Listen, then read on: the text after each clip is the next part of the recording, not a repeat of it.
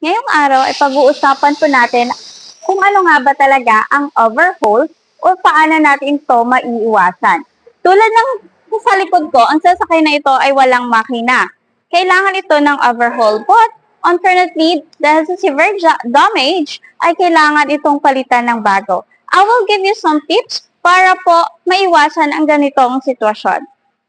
Pero ano nga ba ang overhaul? Ito ay pumukutukoy sa comprehensive maintenance. Ito ay pag-maintain o pagsasagawa ng makina o ano kung pangunahing bagay. Ito ay pagbalik o pagsasaayos ng makina sa magandang kondisyon.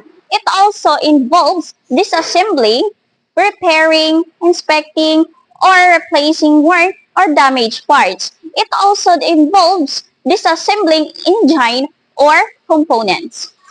To ensure that your car will run smoothly, here's some tips to prevent that serious damage. The first one is our regular servicing. Ito ay ang pagsunod ay sa mga tinakdang schedule sa pag-maintain ng ating sasakyan. Regular na pagpalit ng langis or filter ay maaaring makaiwas sa malalang problema ng ating sasakyan. And ang second one naman po natin is yung fluid check. Ang fluid check naman po ay ang regular na pagsuri ng level ng ating engine oil, transmission fluid, at coolant. Ang mababa or maruming likido ng ating sasakyan ay makakasira po ng ating makina.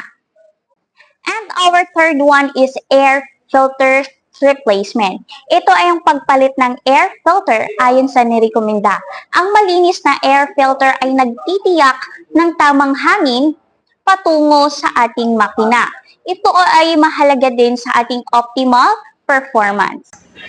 And lastly is our cooling system maintenance. Ito ay ang pagbantay ng ating cooling system or regular na pagsuri ng tamang level ng coolant. Tiyakin po natin na wala po ito tagas.